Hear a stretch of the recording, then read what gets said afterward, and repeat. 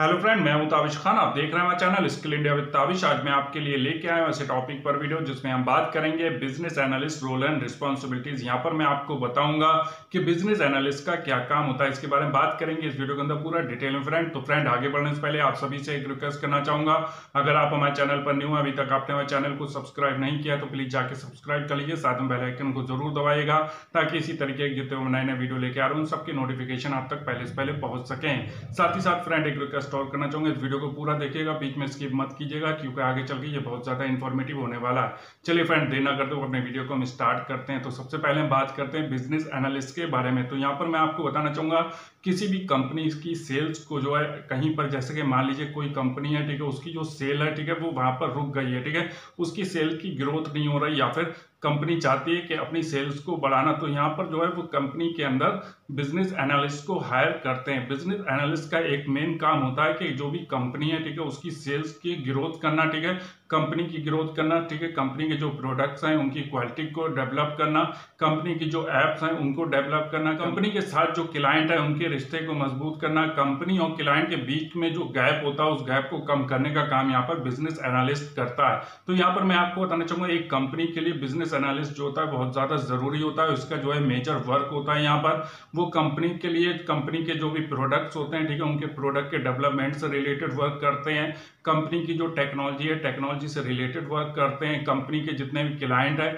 उन क्लाइंट को सेटिस्फाई करने के रिलेटेड वो वर्क करते हैं। साथ ही साथ क्लाइंट की जो नीड होती है, क्लाइंट को जो जरूरत होती है, ठीक है, क्लाइंट को जिस टाइप के प्रोडक्ट की जरूरत होती है करवाना यहाँ पर जो है बिजनेस एनालिस्ट का काम होता है। तो यहाँ पर मैं आपको बताना चाहूंगा, आज के टाइम पे अगर आप देखें तो बड़ी बड़ी जो कंपनीज हैं वो भी बिजनेस एनालिस्ट की पोजीशन के लिए लोगों को हायर कर रही हैं। उनको बिजनेस एनालिस्ट की बहुत ज्यादा जरूरत होती है। क्यों होती है? क्योंकि हर कोई चाहता है कि अपनी कंपनी की जो भी ग्रोथ है, ठीक है, वो ज्यादा हो, ठीक है, कंपनी का प्रॉफिट बढ़े, कंपनी की सेल बढ़े। इसलिए हर कोई जो है, हर कंपनी चाहती है कि अपनी कंपनीज के अंदर बिजनेस एनालिस्ट को रखना।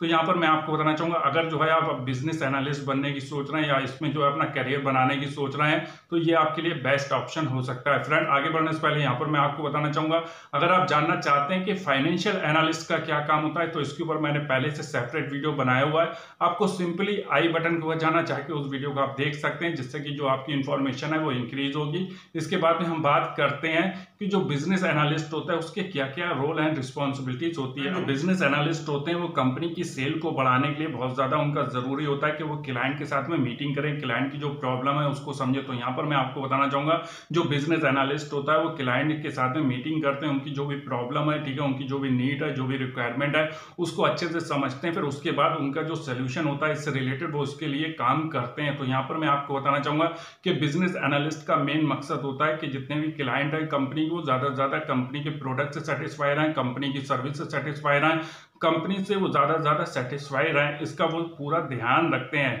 क्योंकि जो क्लाइंट है वो कंपनी के लिए बहुत ज्यादा जरूरी होते हैं, क्योंकि कंपनी को बिजनेस जो है वो क्लाइंट से ही मिलता है। तो क्लाइंट जो है यहाँ पर बहुत ही ज्यादा जरूरी होते हैं कंपनी के लिए, इसलिए जो है वो क्लाइंट के साथ में मीटिंग करते हैं, मीटिंग करके जितने भी क्लाइंट की जरूरत है उसको समझते हैं, उनकी नीड को समझते हैं, ठीक है, जो उनकी रिक्वायरमेंट है उसको समझते हैं, फिर उसके बाद उसको सोल्यूशन उसके रिलेटेड प्रोवाइड करते हैं। तो यहाँ पर मैं आपको बताना चाहूंगा, बिजनेस एनालिस्ट जो है क्लाइंट के लिए बहुत ही ज्यादा जरूरी वर्क कर रहे हैं। यहाँ पर मैं आपको बताना चाहूंगा, जो बिजनेस एनालिस्ट होते हैं वो कंपनी का जो भी ऑब्जेक्टिव है, ठीक है, उसको देखते हैं, साथ ही साथ जो क्लाइंट है उसका जो ऑब्जेक्टिव है उसको देखते हैं। क्लाइंट को ज्यादा से ज्यादा अच्छी क्वालिटी का प्रोडक्ट मिल सके, इसके ऊपर उनका फोकस रहता है। साथ ही साथ जब क्लाइंट को अच्छी क्वालिटी का प्रोडक्ट मिलेगा तो फिर जाहिर सी बात है कि क्लाइंट जो है उसका अच्छा से पेमेंट करेंगे। तो यहाँ पर जब पेमेंट अच्छा मिलता है तो कंपनी को प्रॉफिट भी होता है। तो यहाँ पर जो बिजनेस एनालिस्ट होते हैं कंपनी के अंदर वो क्लाइंट के ऑब्जेक्टिव को भी देखते हैं, साथ ही साथ जो यहाँ पर कंपनी है, ठीक है, उसके ऑब्जेक्टिव को भी देखने को ज्यादा से ज्यादा वहां पे प्रॉफिट चाहिए होता है, ठीक है, क्लाइंट को अच्छा प्रोडक्ट चाहिए होता है, प्रोडक्ट की अच्छी क्वालिटी होनी चाहिए, उसके ऊपर उनका फोकस रहता है। तो दोनों की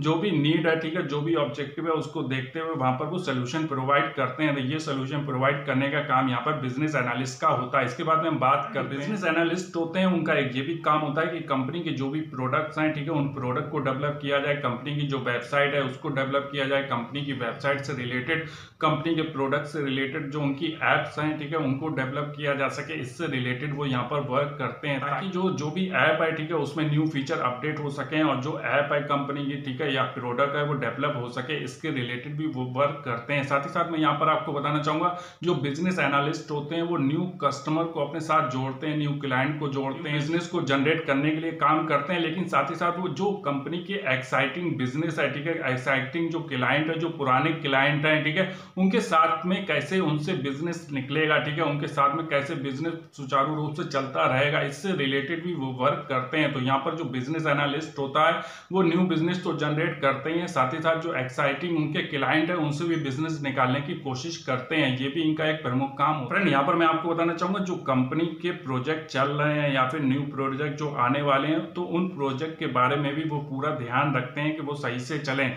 साथ ही साथ जो कंपनी के रनिंग प्रोजेक्ट है उनके वो फीडबैक भी लेते रहते हैं ताकि टाइम से पहले जो है या फिर जो कंपनी के प्रोजेक्ट को कंप्लीट करने की जो डेडलाइन है उस डेडलाइन से पहले उन प्रोजेक्ट को कंप्लीट किया जा सके। इसके लिए वो कंपनी के जो भी प्रोजेक्ट होते हैं उनका फीडबैक भी लेना इनका काम होता है। इसके बाद में बात करते हैं सेल्स से रिलेटेड। तो यहाँ पर मैं आपको बताना चाहूंगा जो बिजनेस एनालिस्ट होता है वो सेल्स से रिलेटेड तो वर्क करते ही है, साथ ही साथ वो टेक्निकल वर्क भी करते हैं। जो टेक्निकल कंपनी के जैसे कि जो वेबसाइट से रिलेटेड वर्क है, सॉफ्टवेयर से रिलेटेड वर्क है और जो टेक्निकल वर्क है उनसे रिलेटेड भी उनको यहाँ पर काम करने होते हैं। तो फ्रेंड, यहाँ पर मैं आपको बताना चाहूंगा जब आप as a business analyst client के पास जाते हैं तो वहां पर आपको कुछ डेटा भी मिलता है, ठीक है, प्रोडक्ट से रिलेटेड डेटा मिलता है, ऐप से रिलेटेड डेटा मिलता है, जो भी वहां पर क्लाइंट है, ठीक है, क्लाइंट का जो फीडबैक है उससे रिलेटेड आपको डेटा मिलता है। जो डेटा आपको वहां पर रिसीव होता है एज ए आप जब बिजनेस एनालिस्ट वर्क करते हैं तो वहां पर उस डेटा को आप जो है कुछ डॉक्यूमेंटेशन भी करते हैं, उस डेटा को आप कहीं पर फीड भी करते हैं। तो उसका जो डॉक्यूमेंटेशन करते हैं, ठीक है, उसके बाद उसका आप जो है एक फ्लो चार्ट बनाते हैं। फ्लो चार्ट बनाने से आपको ये पता चल जाता है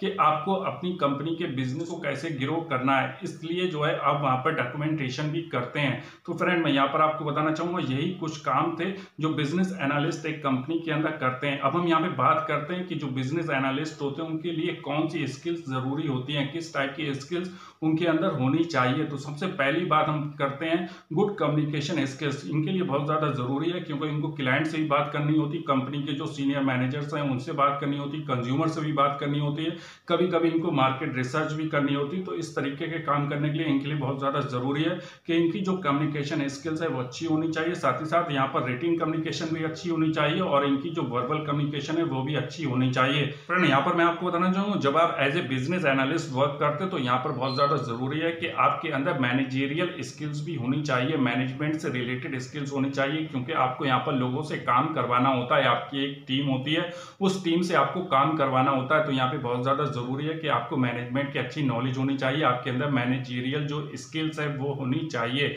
इसके बाद में बात करते हैं लीडरशिप स्किल्स। आपके अंदर लीडरशिप स्किल्स भी होनी चाहिए क्योंकि आपको यहाँ पर एज ए लीडर वर्क करना पड़ता है। आपको एक टीम मिलती है, उस टीम को आपको लीड करना होता है। तो यहाँ पर जो आप टीम को लीड करते हैं तो यहाँ पे बहुत ज्यादा जरूरी कि आपके अंदर लीडरशिप की स्किल्स भी होनी चाहिए। साथ ही साथ आपके अंदर टेक्निकल स्किल्स भी होनी चाहिए क्योंकि आपको यहाँ पर टेक्निकल से रिलेटेड भी वर्क करने होते हैं। एक बिजनेस एनालिस्ट के लिए बहुत ज्यादा जरूरी है कि वो क्रिएटिव थिंकिंग का होना चाहिए क्योंकि उसके जो भी प्रोडक्ट्स हैं, ठीक है, उसको प्रोडक्ट को उसको देखना होता है, ठीक है, उसमें नए नए आइडिया जनरेट करने होते हैं जिससे कि उस प्रोडक्ट में डेवलपमेंट किया जा सके, उस प्रोडक्ट को नए तरीके से पेश किया जा सके। तो यहाँ पर उनका क्रिएटिव थिंकिंग का होना बहुत ज्यादा जरूरी होता है। साथ ही साथ उनकी एनालिटिकल जो थिंकिंग है, ठीक है, वो भी अच्छी होनी चाहिए क्योंकि उनको मार्केट रिसर्च करनी पड़ती है, डेटा को एनालाइज करना पड़ता है। तो उनकी जो एनालिटिकल थिंकिंग है वो भी अच्छी होनी चाहिए। उनके अंदर जो है डिसीजन मेकिंग की भी स्किल्स होनी चाहिए क्योंकि उनको डिसीजन भी लेने होते हैं। और उनके अंदर एक और सबसे ज्यादा जरूरी है कि उनको जो है प्रोग्रामिंग जो लैंग्वेज होती है उसकी भी नॉलेज होनी चाहिए। फ्रेंड, उम्मीद करता हूं कि जो जानकारी मैंने आपको इस वीडियो के अंदर दी वो आपके लिए हेल्पफुल रही होगी। अगर अभी तक आपने हमारे वीडियो को लाइक नहीं किया तो प्लीज लाइक कर लीजिए, शेयर जरूर कीजिएगा अपने फ्रेंड के साथ। Thank for watching my video.